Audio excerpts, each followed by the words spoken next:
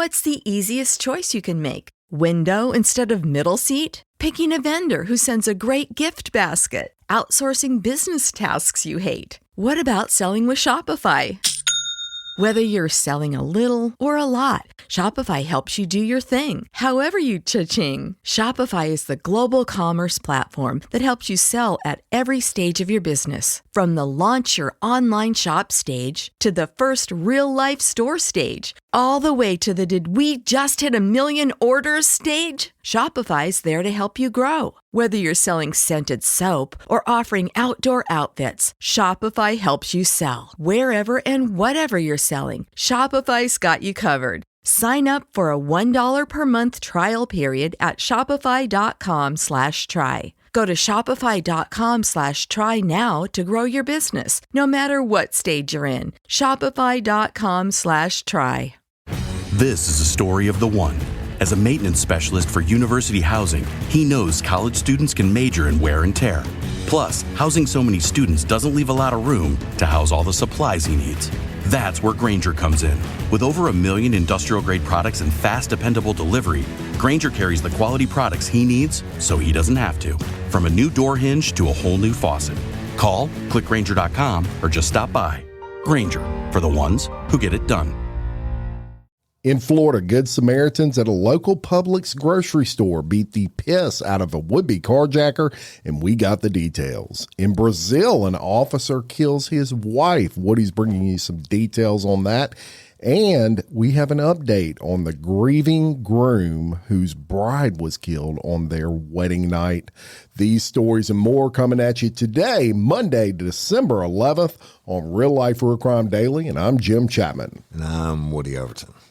And I'm Mike Agovino, December 11th, and I haven't bought a single gift. 2 weeks to Santa Claus comes and Jesus' birthday. Right. Are you guys done with, you well on your way to getting Christmas? Are you fucking kidding me? No. Okay, I'm a little panicked about this. I don't know. December 23rd is usually when I start. If that includes... really? If that includes...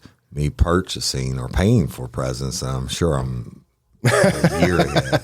Yeah. But me actually buying something, no. Oh, this is... and you don't ever want to have me wrap a present for you.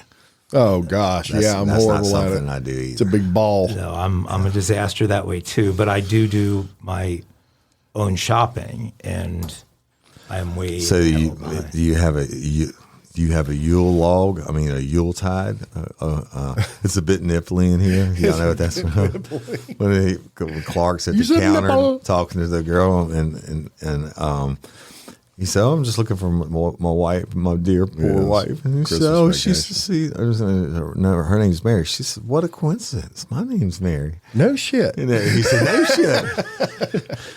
That's the all-time Woody favorite Christmas movie, Christmas Vacation. Dress up for it every year, reenact it. I torture my kids with it since they were young. Now, usually every year they watch it with me. How about that? So you'd kick Jim's ass in the Christmas Vacation game. I know. I could know every line to that movie. You beat him in the Grinch game, and you never watched it. By pure accident, by being stupid. And neither one of us ever watched Unfortunately, the Rudolph game will be next week. But I'm going to take a video inside of my house because my wife is insane. Every single room in the house It's decorated. Is Christmas. Yeah. And she went in my office and turned it into Christmas. There you go. Hey, but don't be a Grinch. Yeah. Well, it's hard to in that environment, but it's hard to live up to the expectations. Mrs. Christmas.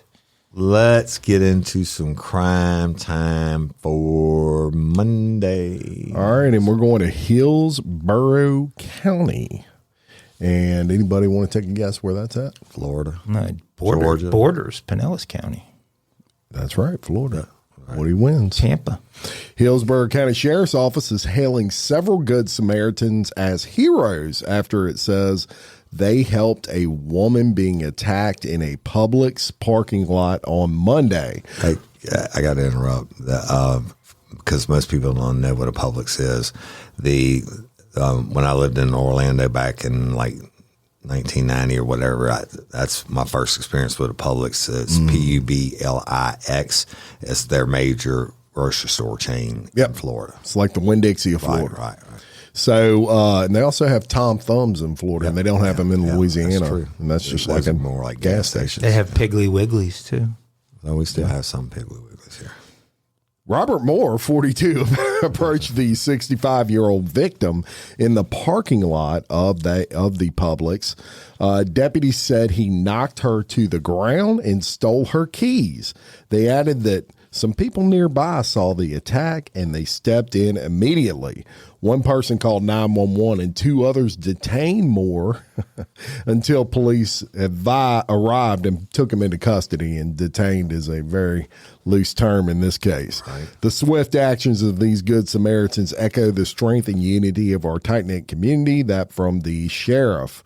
Moore has been charged with robbery by sudden snatching. How about that?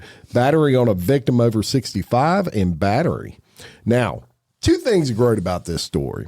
First, it's one of several stories lately that we have covered where good Samaritans have gotten involved. Rather than a bunch of people sitting around with their cell phones getting footage for the next TikTok video, people were taking action. And when we say take action, look, it's important in this one, because when you check out the booking photo of this guy, well, let's just say they flat out whipped his ass. Gave him his issue. And so we're going to show you, we're going to post this on the Facebook page, but this guy...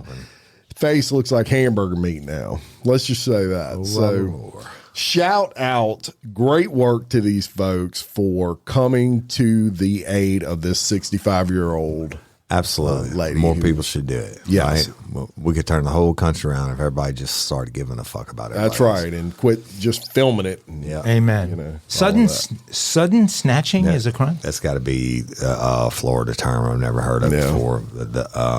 But I'm glad. I like it. I'm glad it's sudden a term, snatching. Sudden snatching. So, real life, real crime style, y'all. Jim alluded to this in the headline, but there's a whole lot more story to than just this police officer that killed his wife in Brazil. And, you know, I'm the South American correspondent, so I'm bringing you the story. I'm not going to use my Portuguese because, you know. They were Spanish speakers. No, they're not. Brazil, they speak Portuguese. Well, 60% of the country, 40% speak Spanish. Because you studied that.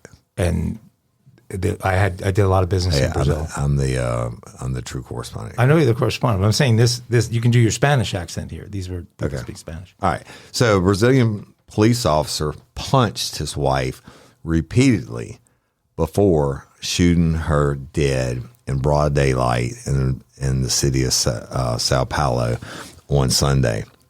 Surveillance camera footage showed Erika de Lima, 33, stepping out from the driver's seat and pulling open the right passenger door to force her husband, military police officer Diego de Lima, 36, out of the vehicle. The woman could be seen dragging the cop out of the car before he steps out with a gun in his right hand. He then fired a shot, just missing his wife's head. He then hit her in the face with the gun 5 times, that's more commonly referred to as pistol whipping, before firing 2 shots into her chest. The disturbing video shows the woman stumbling around before she collapsed dead against the bumper of the car. After killing his wife, Diego got back into the vehicle and drove up the street. He then returned and dragged the body towards the sidewalk. At one point, De Lima placed his wife's body in the car and drove her to a nearby hospital where she was confirmed dead. He was arrested after he confessed to shooting her. However, he told the cops that she tried to take his gun away during the argument, which the surveillance video does not support. He is facing a femicide charge, y'all. Wow. So she was pregnant. And Erika de Lima is a mother to 2 daughters from a previous relationship, and Thiago de Lima had been married for just 6 months. Erika had filed a police report back on October 30th, claiming that he threatened her with a gun and pointed at her head. However, she, as so many domestic violence cases, she declined to press charges and did not ask for order of protection. That means groomed her back in. The cycle of violence, the will, oh babe, it's okay, and they had the makeup period until it happened again. But the incident reportedly stemmed from an argument the couple had after leaving a club where Diego had gone into a jealous rage. Crazy, right? All over the world. Brazil is a real life, real crime. That video can be a dangerous place. That video is really disturbing. It's easy to find online if you want to see it. Yeah, if y'all want to find it, go look it up. We can't post it. Was a brutal it's attack. Too much shit. Yeah. It's just a bad deal. I don't know. Real life, real crime. Brazil's a different world. It is. Guys, we've done some qualitative research, and do you know what the number one television show for Real Life, Real Crime Daily listeners is? Their favorite. If you say anything to do with what I think you're going to say. If it's a Lifetime show or something, it's bullshit. For Real Life, Real Crime listeners, probably Dateline or Cold Case Files. Or I'd say, like that. I'd say Dateline. If but in Mike's world, it's going to be something like to do with it'll be Orange County Housewives. Housewives of guys are way Palm off. Beach. It's Yellowstone, which is also the number one program on television. Period. Yeah. I mean, I watched everything to do with it. Is it still? Yeah. Do you know they moved it on to CBS. So they took the old seasons that had only been on streaming and put them onto CBS in primetime and brought CBS's primetime numbers way up, way higher than they'd been in forever. And I had to put them on TV for my dad a couple weeks ago, and he watched them all, the whole seasons over again. But shout out to Taylor Sheridan. I actually went back and found out. Did you know not only did he do Yellowstones and all the spin-offs and other shows that I've watched, like The King of Marestown and all that, but he did a lot of movies. Yeah.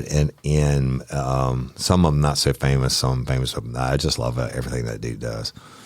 It is amazing. He's had an amazing string of hits, and it's not just everything in the Yellowstone universe. He's branched out and done some very different work that's been really successful.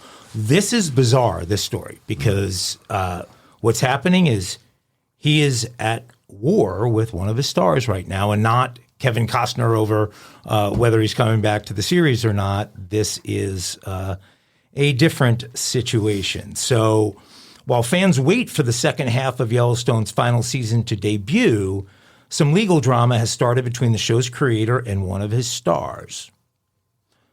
We all know Rip Wheeler on Paramount Network's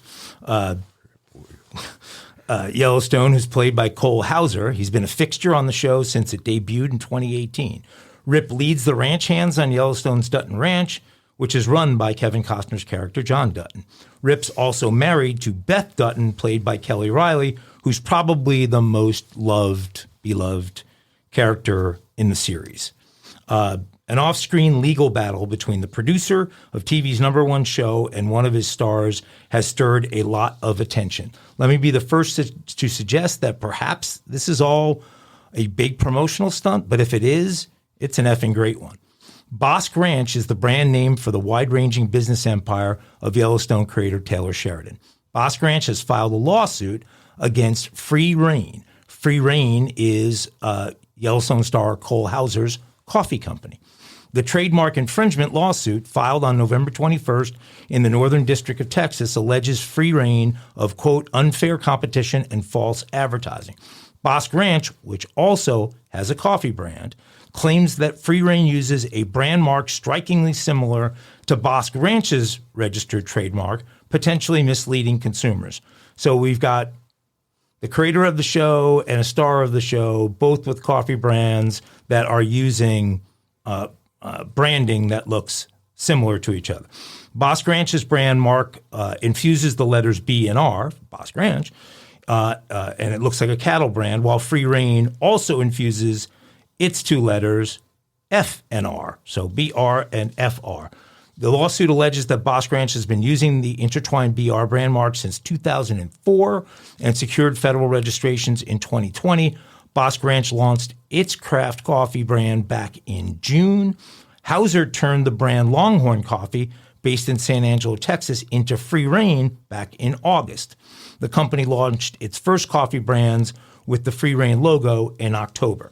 Bosque Ranch claims Free Reign did so without their authorization. The lawsuit alleges the two similar brand marks will cause consumer confusion since both Sheridan and Hauser are connected to Yellowstone and both actively promote their brands.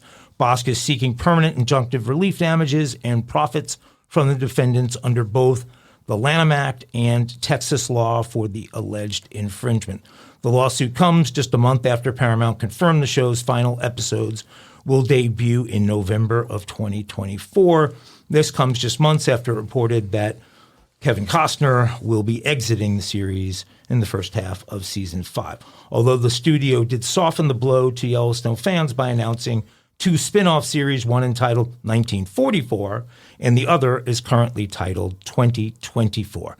But the first to suggest that these guys are going to find a way to solve this before it gets too crazy. Yellowstone fans demand it. And since it's your favorite show, I thought y'all needed to know about it. All right. That story didn't score well in the boardroom earlier. Yeah, it was just, yep, okay. All right. So All good. That may be my last Yellowstone story. we're going to take you to Memphis, Tennessee, home of Elvis Presley. And He's still there. Right. Yeah. A 19-year-old was taken into custody for holding a gas station employee at gunpoint and stealing $600 and 2 donuts. Memphis police responded to the robbery at Exxon on South 3rd Street in Memphis. A suspect later identified as Keelan Jones walked into the store, pulled a gun on the clerk, and demanded money. Jones reportedly handed the worker a plastic bag, and the worker filled it with about $600 from the register. Before leaving the store on foot, Jones made sure he grabbed 2 donuts from the shelf. A little after 3 a.m., officers found Jones, and he began to run. Once caught, the gun, $367 in a plastic bag, and 2 donuts were found on him.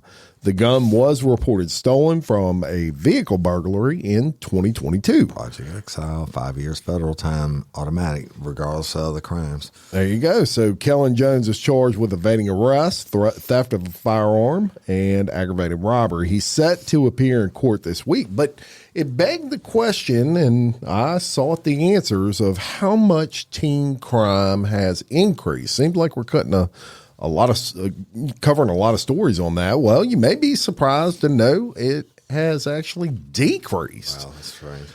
And when you look at the number of crimes, of violent crimes over time since 1980, which was the chart I looked at, you had a peak there in 1996. There were over 1 million crimes involving teens. Well, that's because most of those years I was a teen. Yeah, me too. That's what I was thinking. God, that was when that looks bad in the 90s. So that was kind of the peak for that. Actually, in the chart I was looking at, went through 2021. Between 2017 and 2021, you had about 250 to 300,000 violent crimes of teens that teens were committing in that time frame. So it's actually, since the 90s, really went down. Just doesn't seem like it. Yeah. Well, a lot more being charged. Is carjacking considered a violent crime? Yes, absolutely. Then there's something wrong with those. Well, I think it's a combination. Mainly they started charging a lot of teens as adults now, because it certainly didn't go down. And I used to be a supervisor at a juvenile detention center, and everybody was in there. It's not a hook a thug. Everybody's in there for rape, murder, robbery, something serious like that. Hey, ladies, are you feeling overwhelmed by hormonal changes? Well, you're definitely not alone. There are more than 1,000 hormone disruptors living in our environment right now. It's in your food, your water, the air you breathe, the clothes you wear, your skincare products. They all mess with your hormones. Then there's the natural hormone changes your body goes through: premenopause, menopause. And while it's a natural process, it doesn't mean you have to suffer through it. The good news is you don't have to suffer through it anymore, because now you have Hormone Harmony, a formula made only with herbal ingredients that are shown to reduce hormonal symptoms in women of all ages. Hormone Harmony is not just a hormone support and supplement, it's become a phenomenon. Women can't stop talking about it on social media. A bottle of Hormone Harmony is sold every 24 seconds. And the biggest benefit? Well, my wife says it makes her feel like her own self again. And that's what women mention over and over in the reviews. And there are over 30,000 reviews for Hormone Harmony. And for a limited time, you can get 15% off your entire first order at happymammoth.com. Just use code RLRC at checkout.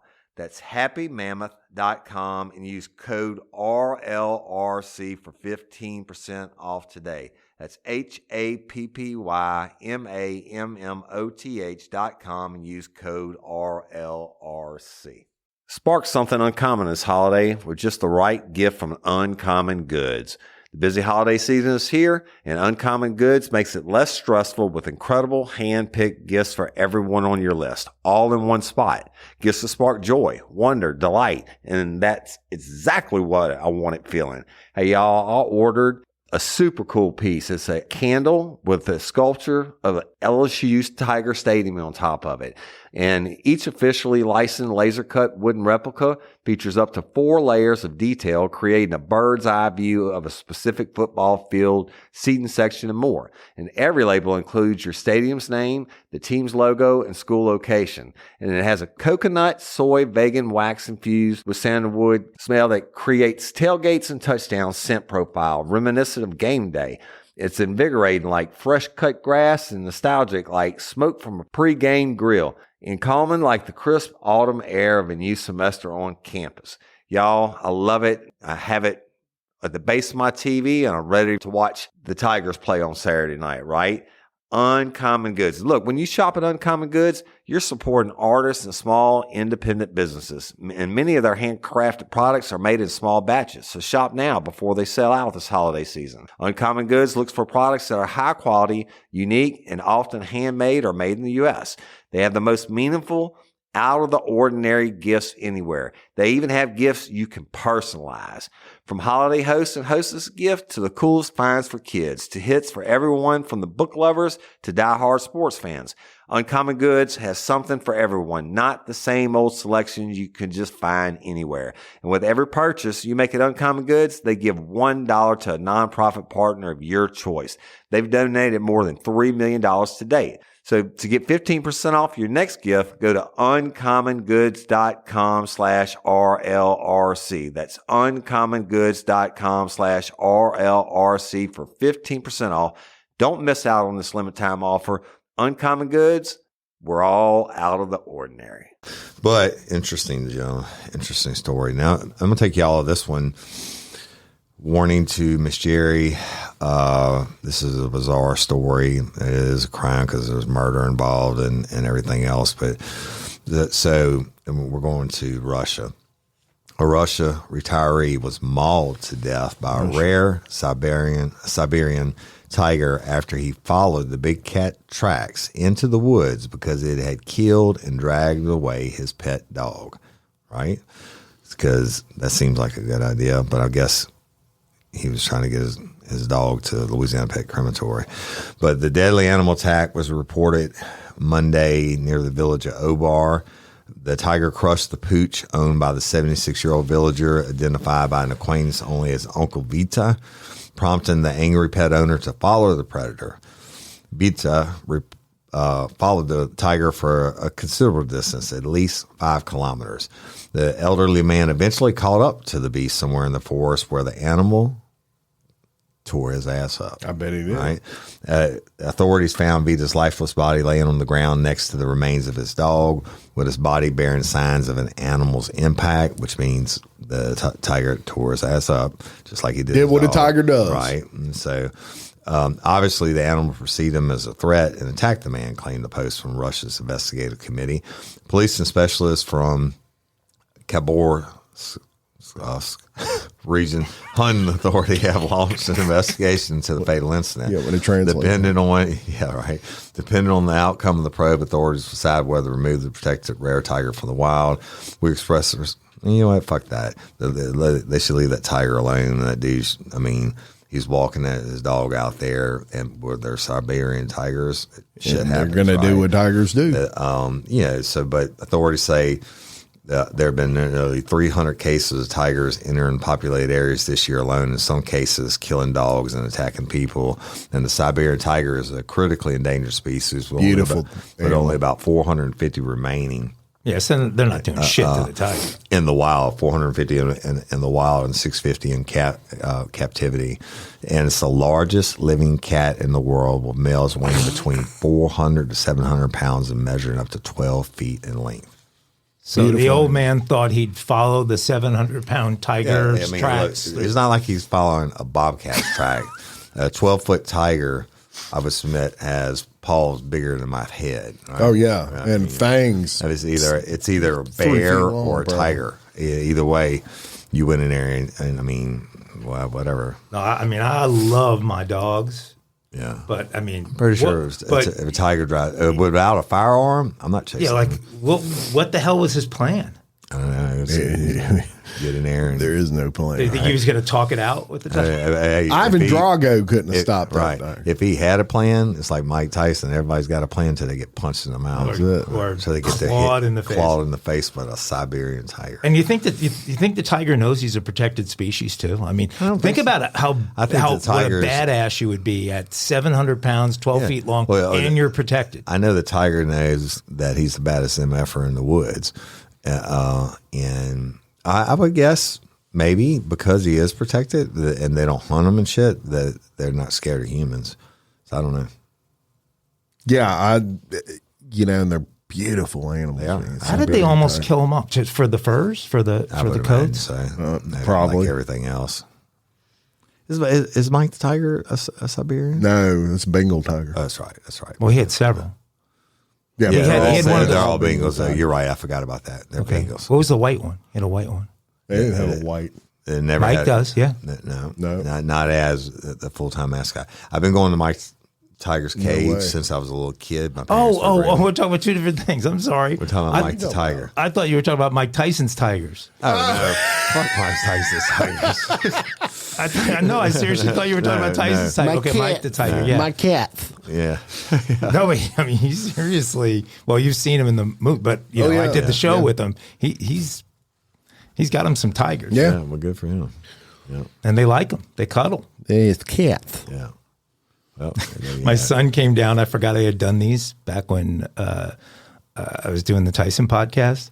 I did these Merry Christmas Tyson shirts. Merry Christmas. That's Mike in a Santa hat in the sweatshirt. And it says Merry Christmas on them. And I mean, people love those things. Yeah. But you need to get me a signed glove from a bar. Merry Christmas. He's back in shape, man. I'm watching some videos of him. Mike looks like he's ready to go. I watched his stand-up shit, and it was actually pretty good. His one-man show? Yeah. Oh, that was a great. I mean, I was like, what the Tyson? Hell? That was really a great show. Yeah. Tell you something. That guy is actually a brilliant guy. He is a deep guy. This is an interesting story. A former Georgia police officer is now suing the department for discrimination, alleging he was forced to cut his dreadlocks that he had grown in connection to his religion, despite this law, which is called the Crown Act, being in place. More on the Crown Act later. Milton Myrie, 36, filed a lawsuit for an undisclosed amount of damages on Sunday against the city of South Fulton Police Department, claiming they forced him to cut his dreadlocks or he would not be able to become a police officer. Myrie had moved his family from New York to Georgia in January of 2021 to work for the police department, where he claimed he was given the ultimatum. When he was moments away from signing his contract and beginning his police academy training, Myrie said former Deputy Chief Connie Rogers told him he had to cut off his locks in order to work for the department. Myrie claimed he asked several times for religious accommodation, but was told no. According to the lawsuit, Marie is a member of the Rastafarian faith and wore long natural locks to symbolize his connection to biblical wisdom and that they served as his spiritual energy conductors. He had grown his locks for 20 years in accordance with his Rastafarian religion, and on a single day he was asked to turn his back on everything he believed in, said the lawsuit. The lawsuit also argued that the police department had a sex-based double standard, as Marie witnessed female officers who were allowed to wear dreadlocks. In February 23, Marie said he was finally able to speak with someone from Human Resources and was informed about the possibility of religious accommodations.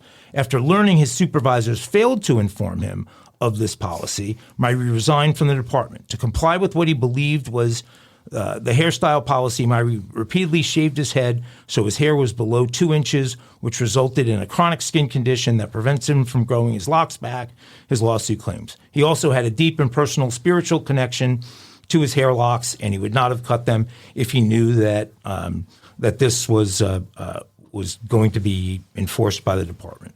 The law makes it illegal for places, this Crown Act law makes it illegal for places of employment to discriminate against a person for their hairstyle, including protective and cultural hair textures and hairstyles. My lawsuit also alleges that the police department and the city violated his civil rights for failing to accommodate his religious hairstyle.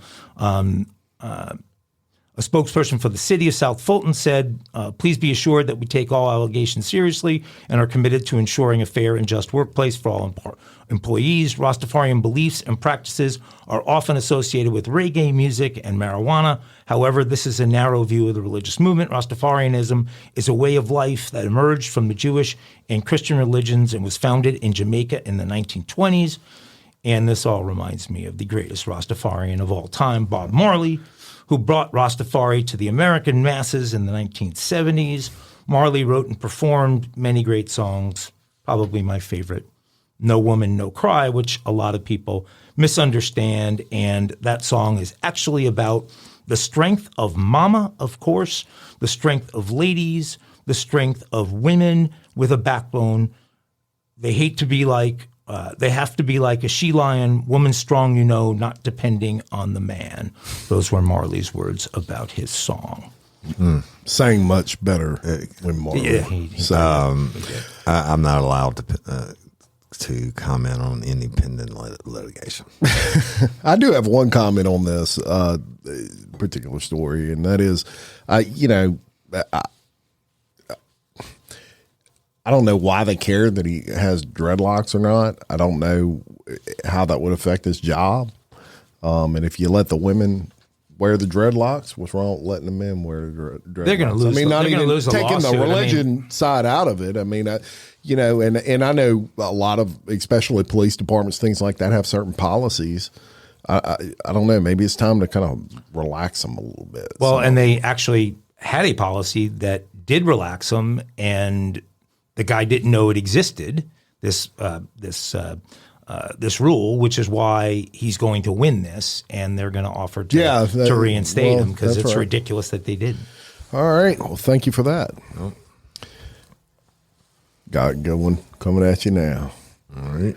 Let me tell you about this. A man has been charged with murder after killing a woman who made him feel suspicious while performing oral sex. Oh, really? Damian Bible, 25, of Minneapolis, is charged with second-degree murder after the deadly shooting. Witnesses reported to police that they had heard a gunshot near a courtyard in downtown Minneapolis, then saw a man walking. Using surveillance footage, investigators were able to follow the suspect from the courtyard to a bus stop station downtown. He then went into an apartment building. Apartment management was able to identify Bible for investigators from a photograph provided by police. Speaking with authorities, Bible initially claimed he was not involved in the shooting, but later admitted that he once was shown the video footage gathered by investigators. He then eventually admitted to shooting the victim, saying she was making him feel suspicious while performing oral sex on him. After the act was complete, Bible said he continued to feel suspicious. So he shot her. Gunshot residue was located on her sweatshirt hood, according to police, and he admitted to shooting her from inches away. Once arrested, Bible was given a phone to make calls to his parents, during which he told his dad that he just murdered someone and that he knew he wasn't God, but he had to do it. A search warrant was executed at his apartment, and a 9mm handgun with no serial number was recovered, along with a .22 caliber rifle, and Bible is currently in was the suspicious activity? Well, he hasn't specified. Yeah. I'm thinking he was on some kind of PCP. He's still trying to think of it. Or maybe she had the hood up, and at some point... You're a cop. I don't know, something like that. At some point, he felt whiskers on her chin or something, and then thought maybe she's trying to play me like she's a female and she's a man or something. Yeah, might have been on something. It's a bad joke, y'all. I'm sad that she got killed. Yeah, it is. Tragic story, and he's a fucking idiot. The last original Real Life Real Crime episode, I think what did I name it? Accidental, Jim? Your bonus episode was named Accidental. Oh, the bonus episode. That's right. Okay, so that's for Patreon and convicts, and it just came out on it'll be dropping here today, or maybe on Monday or Sunday. Yeah, whatever. It's a very real deal. Soon, and that's why you have to subscribe, because then everything just comes into your feed, right, and that's right. You don't have to depend on us to tell you when you're going to get it. But anyway, that's another Patreon convict bonus episode. But I talk about this topic specifically, and sometimes I go off on a tangent and stuff, and when I've been thinking about things that are coming back to me, and this is another one, y'all. And Mike gave me this story yesterday. I'm like, holy fuck, this is exactly what I was talking about on that bonus episode. But an 11-year-old boy tragically died after his 12-year-old sister shot him in the head with a rifle during a family hunting trip. The two Mississippi youngsters were out hunting for rabbits on Saturday, along with their 19-year-old stepbrother, at their grandmother's house when the heartbreaking shooting took place. The boy had knelt down to hand his sister the rifle so she could have a turn at shooting the rabbit. But as she stood up, she pulled the trigger and he was shot in the head. Family members immediately jumped into action to provide aid, and an ambulance rushed him to the hospital. He continued to fight for his life despite sustaining the critical and life-threatening injuries from the .22 caliber rifle. The young boy was sadly pronounced dead after being first transported to the hospital and then another hospital, and this is what the sheriff's office reported. Children involved haven't been publicly identified due to their ages. That's common. Officers haven't announced whether any charges will be filed in an 11-year-old's death. I can tell you they're not going to be.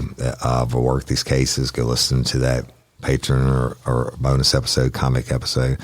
But they have, the officers have called the shooting a tragic accident and said that the investigation is ongoing. It says right now our investigation is sadly ongoing. And that's what the head of the wildlife fishery said. Carter took the lead on the investigation because the shooting was hunting related. Again, that happens anytime it's a suspicious hunting incident. I affectionately call them possum cops, work these shootings. But in initial statement, Carter, who's the head, said it was a young lady that shot her brother. The colonel said the boy's organs could save others' lives. Out of this horrible tragedy, some child or children somewhere around the country will receive the organ donations that could be the gift of life. And y'all, that's why in all my regular episodes in LOPA, Louisiana Organ Procurement Agency, and I've seen this on the two different levels, one being the people who accidentally say that but it's not an accident, y'all. Your finger is your safety, or it was always the weapon was unloaded. I thought it was unloaded, right? Unloaded weapons kill. Horrible tragedy. This kid's never going to be charged, but they got to live with it for the rest of their life. But because this family chose to have their son's organs go up for organ donation, hopefully other people are going to live because of it. So Louisiana Organ Procurement Agency take a minute. You don't have to be from Louisiana. You could be a lifer from, give me a country or a city, Mike. Atlanta. From Atlanta, go to lopa.org, take 2 minutes, fill it out, become a hero. Horrible story. But I've worked so many of these freaking things, man. I don't get it. Do you, I haven't even it worked this way in California. Does it, when I got my driver's license, do you declare whether you're an organ donor? You can, or not? but a lot of people, like if you go to LOPA today and sign up, it's not automatically going to be a driver's license until the next time you go. Right. Okay, but when you go to the DMV, I don't see anything on here about me being a donor. You go there, yeah, but it's a heart. You would have a heart. Look, I'll show you, man. The chances that. Oh, no, it's just on the back. It says donor, yes. Yeah, the chances that they're ever going to harvest, I don't know what the proper term is. And Lori Steele, she's a spokesman for LOPA. Look, see, on the bottom of my picture there, it has a red heart and says donor. Hey, look, they want to use my shit. That's weird because mine doesn't have that, but on the back it says donor, yes. And then, they get it all the time and get people message. Mike wants to know why he don't. I don't want to be an organ donor because I think if I'm on the table, they may not try to save me. They just all bullshit. But the fact that people are alive, like when I was in Wisconsin, getting hung with the young man Jacob, who was the recipient of Hero Reese's lungs. Yeah, I mean, anyway, I'll get off the horse. Go ahead. Next story. No, it's a very worthwhile horse to be on. It's just people are dying every day waiting on these organs. And I have so many different families, and I'll never share their secrets. They message me like, hey, my child died last night. LOPA came in, and we absolutely, they use his organs, but we would have never known about it had it not been for you talking about it. And they took care of us. And look, they're a nonprofit. They take care of them through and through, even years and years afterwards. Like Reese's mama is the she's a big advocate naturally for LOPA now, but they still, whatever. It's good shit, people. Well, look, and I'm sure for the families that lose someone, there's at least some level of both of these families. When we were in Wisconsin, it was Reese's family and the recipient's family, and now they're bonded for life. So it's crazy. That's a part of the club I don't want to be a part of. Yeah, understood. Hey y'all, let me tell you about Gobble. All Gobble meal kits are pre-prepped. That means less work for you and less waste in your kitchen.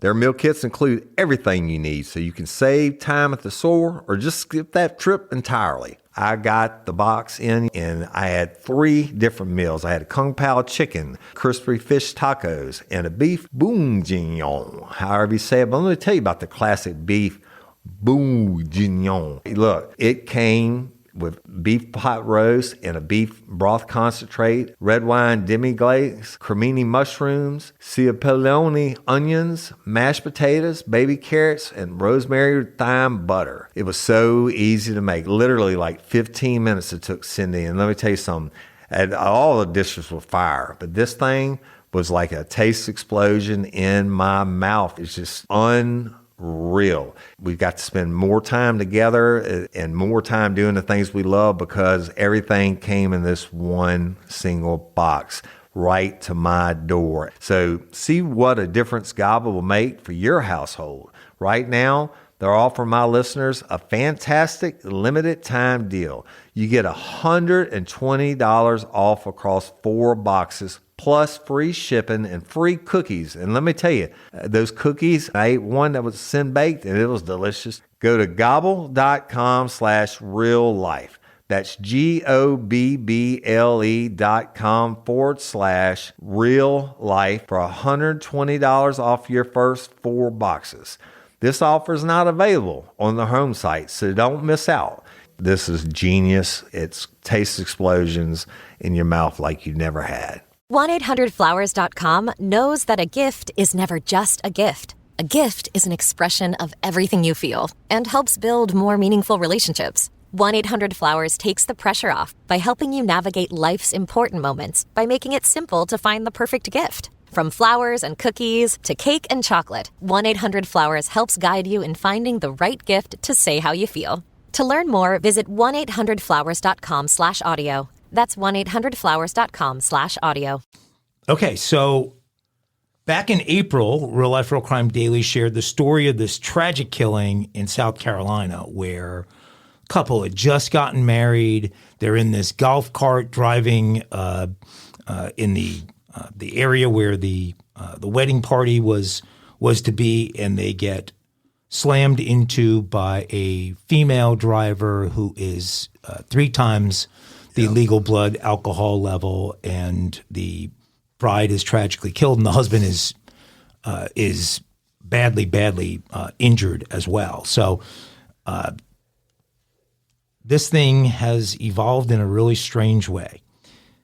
The mother of that bride who was killed is taking legal action against her son-in-law, accusing him of fraud and dishonoring her daughter amid a battle over insurance claims and settlement cash. Samantha Miller, 34, was the woman who was killed on April 28th on Foley Beach in South Carolina. Jamie Lee Komorowski, 26, was the driver that had the blood alcohol level that was 3 times the legal limit.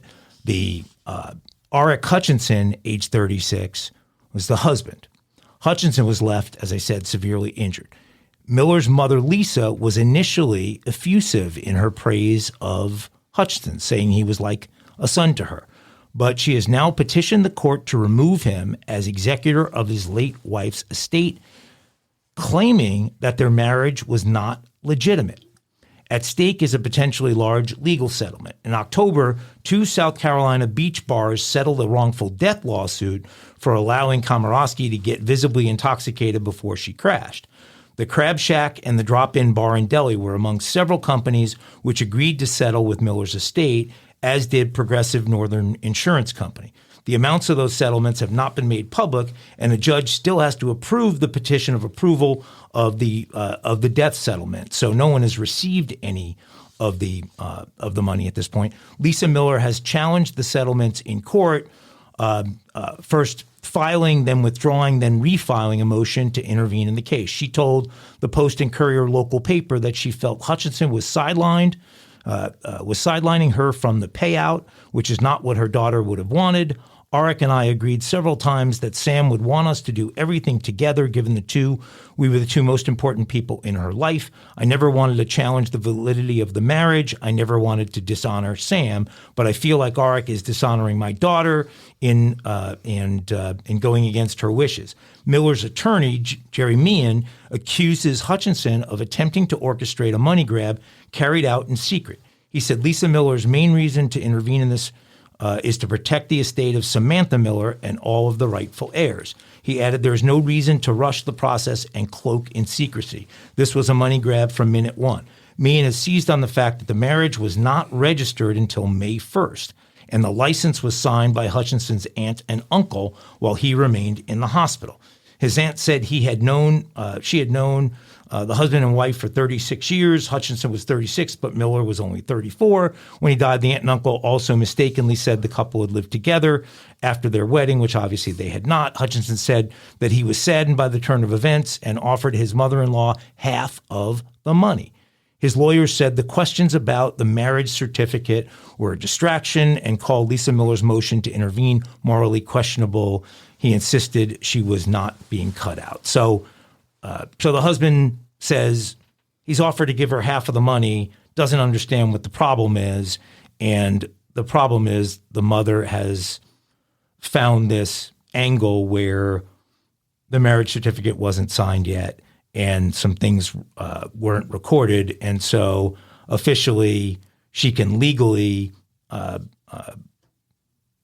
say they weren't married, and therefore everything would go to her instead of 50-50. So it seems like the mom is the one playing the tricks because she's threatening to take the legal side, take the criminal side, and that they weren't legally married. 7-4.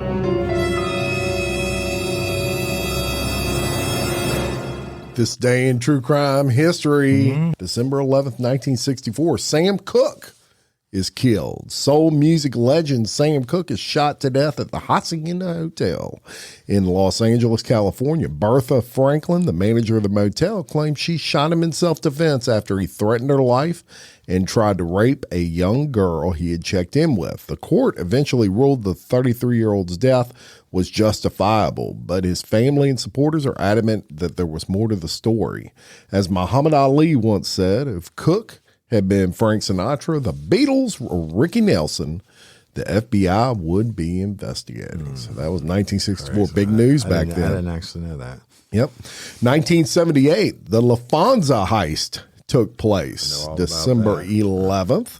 6 thieves steal $5 million in cash and an additional $875,000 in jewelry from the JFK International Airport in New York during the largest cash robbery in American history.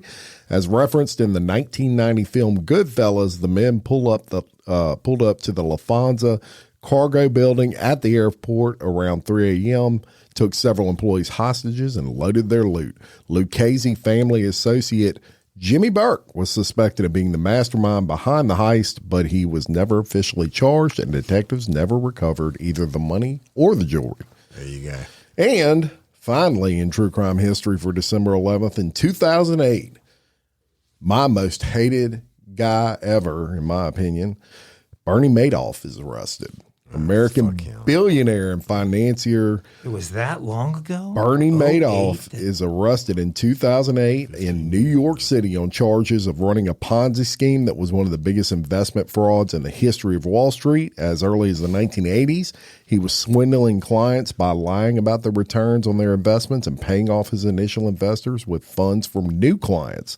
But as the economy crashed in 2008 and investors tried to take all their money out at once, Madoff was caught. His clients lost as much as $65 billion in total, and Madoff was sentenced to 150 years in prison. Ultimately, he died in a North Carolina prison cell due to kidney disease at the age of 82 on April 14th, 2021, and that is your December 11th, this day in true crime history.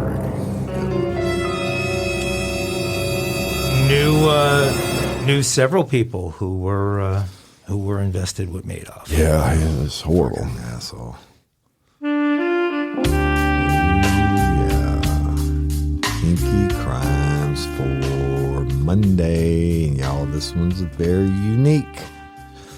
A brazen man with an apparent foot fetish, which we talked about a lot. I know that a lot of y'all got it. It's just not in my bag. But a foot fetish who allegedly broke into a luxury Nevada resort on 2 separate occasions to cradle unsuspecting women's feet as the victim slept. Guess what? His ass now in custody. Mark Anthony Gonzalez, 26, is accused of being the infamous Lake Tahoe foot fondler. Hey, right? I like that What name. a great fucking name. Was arrested at his home in Atwater, California on Tuesday. 2 women staying at the Club Wyndham South in Nevada each woke up at 4:30 a.m. on a Sunday and a Monday to find the creep fondling their feet. During the early morning hours, an adult male entered the 2 State Line Resort condominiums by opening unlocked screen doors. Lock your doors, people. Once inside, he positioned himself at the foot of the bed and rubbed the feet of 2 separate adept females while he masturbated into his hands. Good grief. The intruder bolted out of the resort rooms through their exterior sliding screen door after his victims awoke to the terrifying ordeal. Each female awoke from their sleep as the subject was rubbing their feet, the cop said. Once awake, the females confronted the male subject, and he ran like a little bitch. The suspect was later identified via forensic techniques. Maybe a little sperm count. Following his arrest, Gonzalez was booked and on multiple charges, and he's been held in jail. The Nevada police said, Chief said, I am extremely pleased that my investigators were able to identify, locate, and arrest this individual. And he is also suspected by law enforcement of trespassing and stealing women's shoes in California and pleasuring himself while in that, more commonly referred to jacking off.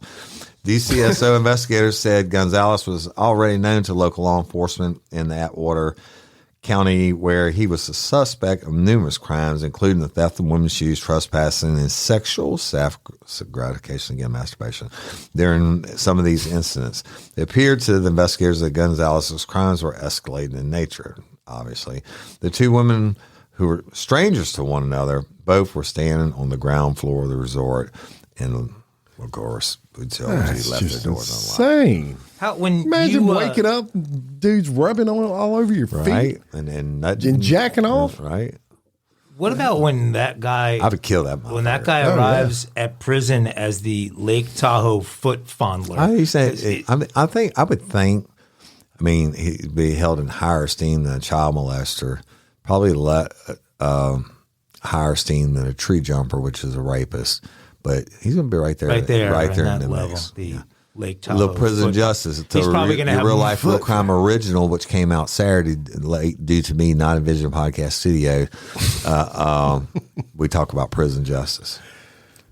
Foot fetish. Foot fetish. You know, that's one of the top I'm not saying I fetishes. never played around with feet and shit. I mean, Yeah, but I ain't got no fetish with it. I'm not trying to get off on it. Nah. Foot fondling.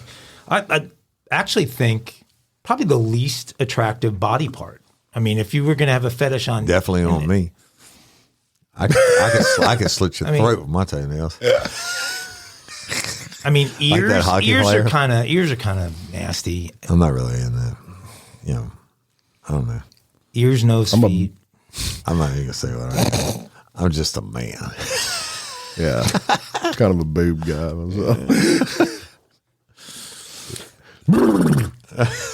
Motherfucker. I stain. Be some banjo. What was it you asked me the other day? I'm not fucking answering that question. I can't remember what it was. About getting caught cheating. Oh, fuck. That was lame. How can you?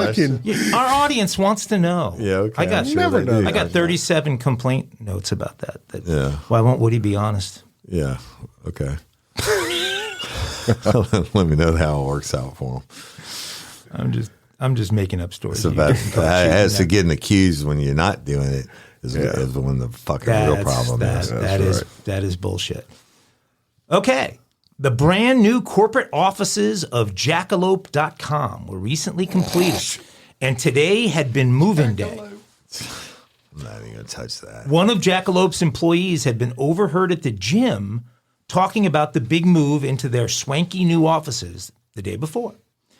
He had no idea that the swole guy doing military presses a few feet away was listening in attentively.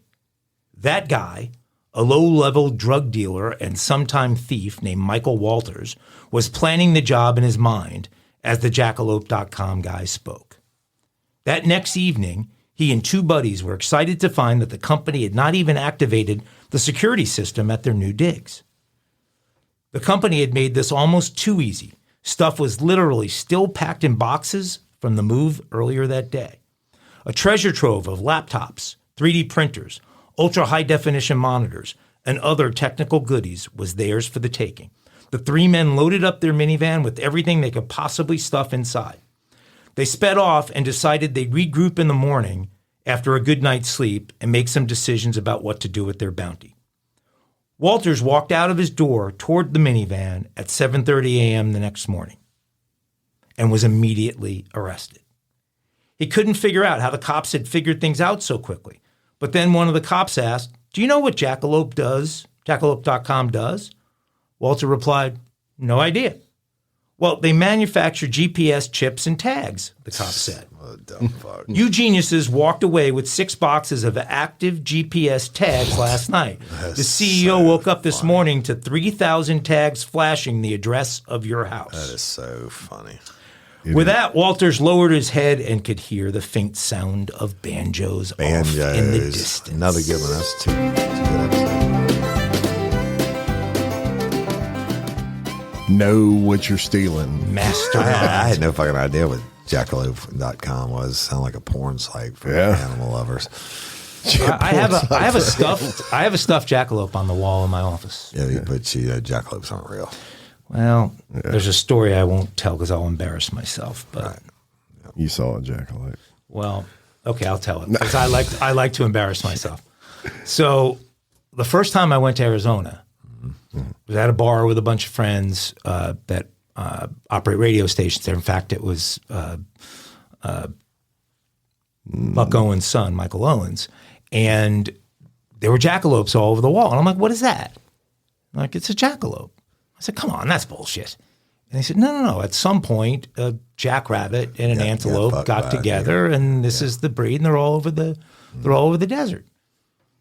And they kept up with it, and I believed it. Right.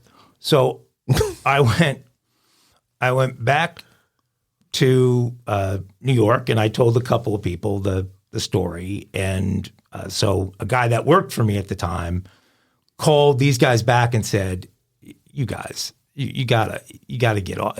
Ago believes that there's freaking jackalopes." Yeah. And so I said, "I'm going to prove it to you," to this guy in my office, and I leave a voicemail for a park ranger in the state of Arizona asking about jackalopes. Well, I don't know it, but I get a phone call back from the park ranger, except it wasn't the park ranger. It was the morning team at KNIX in Phoenix, who did a 5-minute interview with me going on about how jackalopes were real for the first 4 minutes and 45 seconds. Interview for and our then Christmas made me episode. feel like I gotta see if I can find dumbest human being on the You gotta planet. have it. I never. You got to have that interview. We need that for our Christmas best of episode. Well, we could play it right now on this thing. Yeah. I wonder if they will. I mean, that's. I bet it's on the internet somewhere. I have the reason I have the jackalope is they gave me right the jackalope as a gift That's cool. after they pulled that one on me. But yeah, that was my jackalope. Very good. Jackalopes. All right. Woody Overton, he's a final. Y'all, one more. You know what? Not one more time because it's so important. We built this over a lot of years, and it's morphed into a lot of different things. And we truly do care about each and every one of y'all. But again, the podcast industry doing what they do, and I hate the business side of shit, y'all, but it is a business. But the Apple Podcasts, whatever they've done, y'all go back and hit subscribe again, please. And so you make sure you're getting down alerted, or when you wake up, your shit's already downloaded to your phone or whatever it is that you listen to, and you don't have to send any more things like, I didn't get this, or I can't find this, or whatever, right? So sum it up, right, Mike? You're the industry professional. Absolutely. And it's just crazy. We don't want to get into all the antics of it.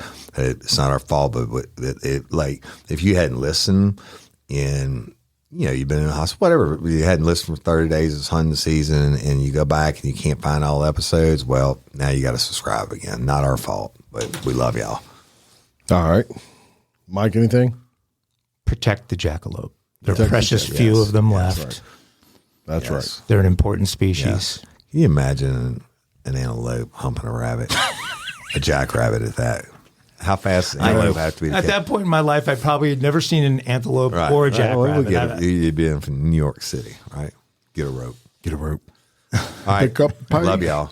All right. Until next time, I'm Jim Chapman. And I'm Woody Overton. And I'm Mike Agovino, your host of Real Life, Real Crime Daily. Peace. Aglats.